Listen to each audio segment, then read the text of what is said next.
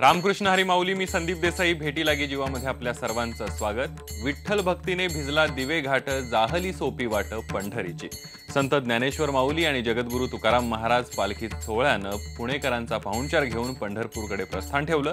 दिवे घाटाची अवघड चढण हरिनामाचा गजर करत वारकऱ्यांनी लीलया पार केली.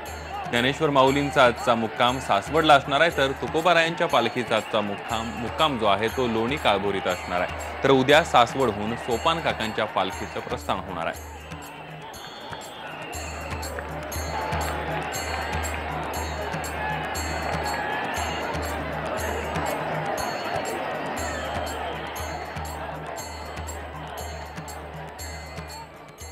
याविषयीच बोलण्यासाठी आपल्यासोबत आपला रिपोर्टर गोविंद वाकडे आहे. गोविंद, आपण बघितलं की दिवे घाटाची ही जी मोठी चढण आपण म्हणतो, अवघड चढण म्हणतो, ती वारकऱ्यांनी अगदी विठू नामाच्या गजरामध्ये पार केलेली आहे. काय सांगशील? संदीप, खरं तर अत्यंत भारावलेलं वातावरण आहे. लाखो वारकरी पहाटे 5 वाजल्यापासून आत्ताही बघतोयस तू माझ्या मागे अजूनही वारकऱ्यांच्या दिंड्या येतातच आहेत. 4 वाजता माऊलींच्या पालखीने हा सगळा घाट पार केल्यानंतर आता माऊलीची पालखी जी आहे ती सासवडमध्ये विसावलेली आहे. 2 दिवस पालखीचा मुक्काम सासवडमध्ये असणार आहे. मात्र या पालखीसोबत चालणारे हे लाखो वारकरी अजूनही चालतातच आहेत. त्यांना जी ओढ आहे विठू दर्शनाची ती त्यांना विठ्ठलाच्या पंढरच्या वारीकडे घेऊन जाते. सगळ्यात महत्त्वाचं म्हणजे हे लाखो वारकरी हा घाट पार केल्यानंतर एकच जल्लोष करतात, कारण की 8 किलोमीटरची ही अत्यंत अवघड असलेली चढण महत्त्वपूर्ण टप्पा आहे. या टप्प्यानंतर हे सगळे वारकरी पंढरीच्या दिशेने अगदी हसतमुखाने जातात आणि या घाटातला जो उत्साह त्यांनी बघितलेला असतो, आनंद उत्सव साजरा केलेला असतो, तो शेवटपर्यंत टिकून राहतो. आणि हा सगळा जो उत्साह आहे तो केवळ विठू दर्शनासाठीचा आहे. त्यांचा जो अट्टहास असतो की ह्या सगळ्या जिद्दीच्या वारीतनं, आनंदाच्या वारीतनं ज्या पद्धतीनं आपण पंढरपूरला जाणार आहोत तिथे आपल्याला सावळ्या विठ्ठलाचं दर्शन होणार आहे. आणि म्हणूनच म्हटलं जाते की पावले चालती पंढरीची वाट, सुखी संसाराची सोडून या गाठ. अशा पद्धतीने हे सगळे वारकरी संदीप आता सासवडकडे निघालेले आहेत. पुढचा 2 दिवस मुक्काम पालखीचा तिथे असणार आहे. संदीप, अगदी गोविंद, अजून सुद्धा तुझ्याकडून वारीतल्या माहिती घेणार आहोत, वारकऱ्यांच्या विषयी जाणून घेणार आहोत. तू आमच्यासोबत असाच राहा. आता बघूया पुढची एक बातमी, म्हणजे आंधळ्या पांगळ्यांचा एक विठोबा दाता, प्रसवला विश्व तोची, सर्व होय जाणता. या अभंगाचा प्रत्यय वारीमध्ये आला. जो आंधळा पांगळा आहे त्याचा पांडुरंग देखभाल करणार आहे, असे या अभंगाचा अर्थ आहे. वारीत एक अपंग वारकरी सहभागी झालाय, मात्र त्याचा प्रवास सुखाचा होण्यासाठी एक तरुण त्याचा पांगुळ काडा जो आहे तो ओढण्याची सेवा करतोय. वारीतली ही सेवेची परंपरा कायम असल्याचा अनुभव आज आला. आषाढी वारीच्या सोहळ्यामध्ये पायी चालत असताना प्रत्येक जण कोणती ना कोणती सेवा देण्याचा प्रयत्न करत असतो. आपण इथं बघतोय हा गाडा, पांगुळ गाडा घेऊन ही चाललेले आहेत आणि त्यांना गाडा ओढायला पुढे त्रास होऊ नये म्हणून हे दोघं जण तरुण त्यांना हाताला धरून पुढे ओढत नेत आहेत गाडा. मला सांगा, वारीतली सेवा खरंही ही अशा पद्धतीने करायची असते? हो, मी गेले 2 वर्ष पुणे सासवड करतोय. मागच्या वर्षी मी यांना पाहिलं होतं. माझं राहावं नाही असं करताना, म्हणून जेवढं शक्य तेवढं आपण करायचं. आपण फार बरोबर आहे, चांगली कामं कमी करतो आजकाल. खरं तर पैसे मिळवतो आयुष्यात. खरं, पण अशाची सेवा करायला पाहिजे. हो, पाहिजे. खरंय. आपण बघतोय की माऊली, कुठून आले तुम्ही? माळशिरस तालुका, सोलापूर जिल्हा, मुक्काम पोस्ट म्हाळुंग. 20 वर्षापूर्वी वारी करतो आहे. 7 वर्ष पाय तुटलाय माझा ॲक्सिडेंटमध्ये. तरी पण माझं मन जोपर्यंत इच्छा आहे तोपर्यंत मी वारी करत राहणार आहे, अशी माझी पूर्ण इच्छा आहे. गेले अनेक वर्ष ते वारी करतायत. यांची सेवा तुम्ही किती दिवसापासून करतात? जसं म्हणाले की आजकाल सेवाभाव कमी झालेला आहे. नाही, आजच आम्ही पुण्यापासून जॉईन झालो इकडे. आता हे दिसलं आणि काय वारीतला काय अनुभव तुमचा? अशा पद्धतीची सेवा केल्यानंतर काय मनाला समाधान मिळतं? नक्कीच समाधान मिळतं. आपण बघतो की वारीमध्ये एकमेकांची सेवा केल्यानंतर जो प्रेमभाव वाढतो त्याच्यातून मिळणारं समाधान हे निराळच असतं. जसं ह्यांचे शब्द बाहेर पडत असताना मनातल्या भावना दाटून आल्या होत्या. ही वारीतली परंपरा आणि हीच शिकवण घेऊन आपण घरी जात असतो. जर्नलिस्ट नवनाथ कोंडेकरसह राजेंद्र हुंजे, IBN लोकमत, माऊली पालखी सोहळा. वारीतली सेवेची परंपरा जी आहे ती आजही कायम असल्याचे आपल्याला या घटनेमधून दिसून आलं. भेटी लागी जीवामध्ये एक छोटासा ब्रेक घेतोय. पहा फक्त IBN लोकमत.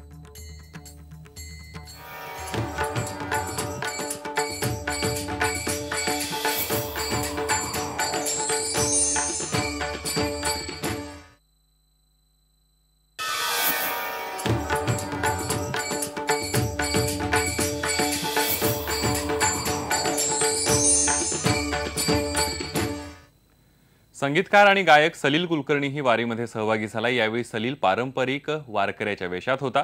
वारी एक वेगळीच ऊर्जा देत असल्याचं सलीलने यावेळी म्हटलं। त्याचबरोबर अकोला आणि वाशिम जिल्ह्याचे माहिती अधिकारी युवराज पाटील सुद्धा वारीमध्ये सहभागी झालेत। सलील आणि युवराज पाटील यांच्याशी बातचीत केली आपला न्यूज एडिटर राजेंद्र हुंजे यांनी। माऊलींच्या पालखी सोहळ्यामध्ये सलील कुलकर्णी सहभागी झालेला आहे। लहानपणापासून तो वारीच्या सोहळ्याला दर्शनाकरता यायचा, पण आता पुण्यापासून तो दिवे घाटापर्यंत चालत निघालाय। सलील, काय अनुभव या लाखो वारकऱ्यांच्या सानिध्यात चालण्याचा?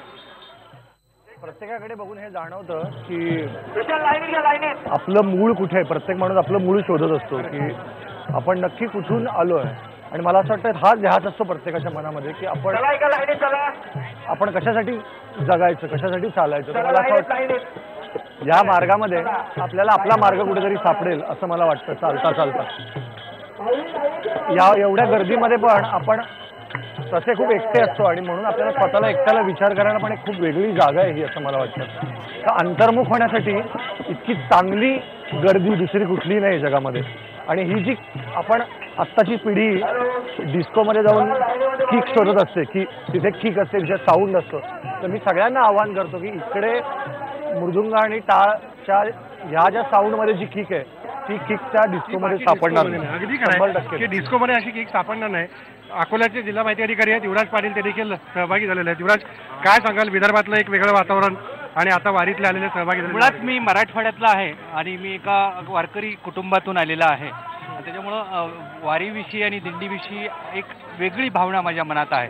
मुळात दिंडीचा जो मराठवाड्याचा जो हे आहे ते अगदी पैठणपासून ते नामदेव महाराजांपासून 13व्या शतकापासून ते अगदी 16व्या शतकापर्यंत तुकाराम महाराजापर्यंत जो भक्ती संप्रदाय, जो भागवत संप्रदाय निर्माण झाला, आणि जातीस्तरीकरण त्या काळात खरं तर नष्ट करण्याचं मोठी काम ह्या चळवळींनी केलेलं आहे।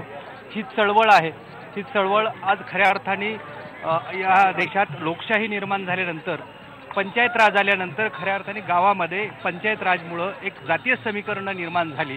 खरं तर धर्मदाय आणि अशा ह्या संस्थांच्या थ्रू ही चळवळ, भागवत चळवळ अधिक गतिमान व्हावी आणि एक सौंदर्याचं वातावरण ह्या महाराष्ट्रात पुन्हा निर्माण व्हावं असं मला असं या वारी सोहळ्यातनं सगळं आपल्याला शिकायला मिळतं।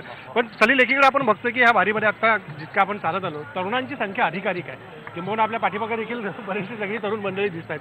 तर काय सांगशील, तरुण आकर्षित होतोय पुन्हा एकदा आपल्या त्याच सगळ्या पारंपरिक गोष्टींकडं? मला नेहमी वाटतं कुठल्याही गोष्टीचं वर्तुळ परत फिरून तिथे येतं। म्युझिकचं जसं आहे की मला खात्री आहे की जिथून हे सुरू झालं की चांगली कविता, चांगली चाल, मध्ये खूप गोंगाट झाला आणि परत काही दिवसांनी तिथेच येणार। तसंच हे पण आहे की आपण बघितलं तर आजकाल प्रत्येक माणूस काय शोधत असतो, तर तो मेडिटेशन करतो, तो योगा करतो, पण त्याचा अल्टिमेट एम हा मनाला शांतता मिळवणं असतो। आणि मला असं वाटतं की आज तरुणांना हे लक्षात आलं की मनाला शांतता कुठे मिळते, ते इथे मिळते। तर हा शोध आहे तो शांततेचा आहे। हा मला असं म्हणू की हा स्वतःला शोधण्याचा जसा आहे तसं शांतता, कुठेतरी जो बॅलन्स जातोय प्रत्येकाचा, स्ट्रेस प्रचंड आहे आयुष्यामध्ये, तो दूर करण्याचा एक फार चांगला मार्ग तरुणांना हा सापडला असावा। काही कदाचित लोक असे असतील की केवळ एक फॅड म्हणून येत असतील, पण त्यांना सुद्धा कुठल्याही मार्गाने आल्यावर सापडतो तो परत काहीतरी इतका आनंद आणि इतकी शांतता तिथे पुन्हा येतील। अगदी खरं आहे। जास्त वेळ सलीलचा मी घेणार नाही, कारण त्यालाही चालायचं आणि आम्हालाही चालायचं आहे। पण सलील, जाता आता प्रेक्षकांसाठी 2 ओळी। ज्ञानियांचे ध्येय, ध्यानियांचे ध्येय, कुंडलिकाचे प्रिय सुखवस्तू, ते हे समचरण उभे विटेवरी, पाहा भीमा तीरी विठ्ठल रूप। ज्ञानियांचे ध्येय, ध्यानियांचे ध्येय, कुंडलिकाचे प्रिय सुखवस्तू। जर्नलिस्ट नवनाथ कोंडेकरसह राजेंद्र हुंजे, IBN लोकमत, माऊली पालखी सोहळा। वारीमध्ये प्रत्येकाच्याच मनाला शांती मिळते असं सलील म्हणाला। आपल्यासोबत आपला रिपोर्टर आहे दिवेघाटमधून गोविंद वाकडे। गोविंद, आपण बघितलं की सलील कुलकर्णी असेल अनेक जण या सृष्टीतली सुद्धा या वारीमध्ये सहभागी झालेले आहेत। आपण बघितलं की वारीमध्ये आबालवृद्ध सुद्धा दिवेघाट जो आहे तो मोठ्या उत्साहाने चढताना दिसले। कोणतीही चिंता किंवा कोणतेही त्रास त्यांच्या मनामध्ये दिसला नाही, चेहऱ्यावर दिसला नाही, त्याबद्दल काय सांगशील? अर्थातच संदीप, सगळ्यात महत्त्वाचं म्हणजे जर तुम्हाला एकाग्रता, त्याचबरोबर तल्लीनता, आनंद, संस्कार, परंपरा हे सगळं अनुभवाचं असेल तर वारीमध्ये सहभागी व्हावं लागते. आणि ही जी सगळं रसायन आहे की 28 किलोमीटरचा हा सगळा प्रवास, त्यामध्ये 8 किलोमीटरचा दिवेघाट चढल्यानंतरही या वारकऱ्यांना थकवा येत नाही. आणि काय नेमकी ओढ आपण जाणून घेऊया. माझ्यासोबत वारकरी आहेत, गोरोबा काकाच्या पालखीतले हे सगळे वारकरी आहेत. मला सांगा, कधीपासून वारी करताय आणि थकवा जाणवत नाही तुम्हाला? मुक्त कैवल्य तेजोनिधी भगवान श्री ज्ञानोबा आहे आणि ज्ञानोबा यांच्या समवेत चालू असणारा हा गोरोबा काका पायी पालखी सोहळा आणि संताजी महाराज जगनाडे सुदुंबऱ्यावरून हा पालखी सोहळा निघतो.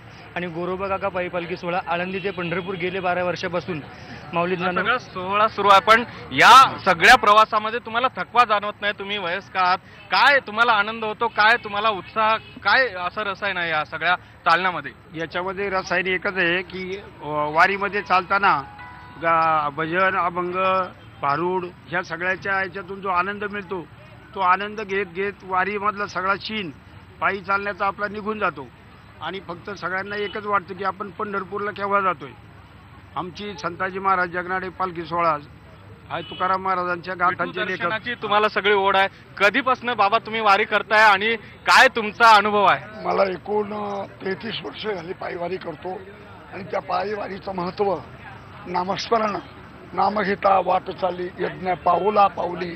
आमचं वारकरी संप्रदायातलं जे शिक्षण आहे की यज्ञ करण्याला अनेक अडचणी असतात, पण संप्रदायातल्या महात्म्यांनी आम्हाला तो यज्ञ सहजगत्या प्राप्त होईल अशा प्रकारची शिकवण या संप्रदायाने आम्हाला दिली. संताजी महाराज जगनाडे पालखी सोहळ्यामध्ये गेली मी 17 वर्षे पायी आहे आणि माऊलीच्या सोहळ्यामध्ये 45 नंबरमध्ये माहेश्वरीमध्ये मी जवळजवळ 16 वर्ष होतो वारीमध्ये चालताय. पण सगळ्यात महत्वाचं संदीप, राज्यामध्ये दुष्काळाचं सावट आहे. बहुतांश वारीमध्ये दाखल होणारे जे वारकरी असतात ते शेतकरी आहेत.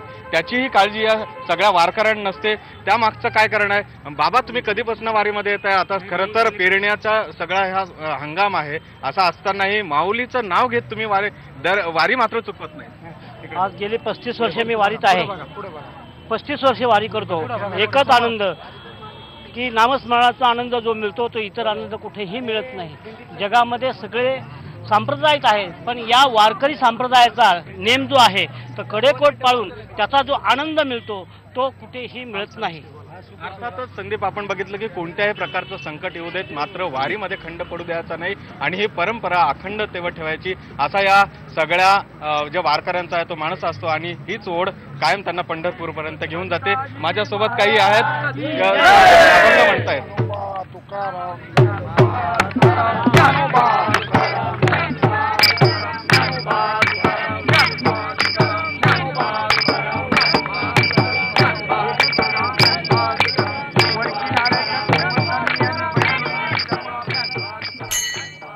धन्यवाद गोविंद, तू दिलेल्या या संपूर्ण माहितीबद्दल. आपण बघितलं की सगळे वारकरी आहेत, वयोवृद्ध वारकरी सुद्धा पांडुरंगाच्या भेटीची आस घेऊन मोठ्या उत्साहानं चालताना दिसते. भेटी लागी जीवामध्ये एक छोटासा ब्रेक घेतोय. पहा फक्त IBN.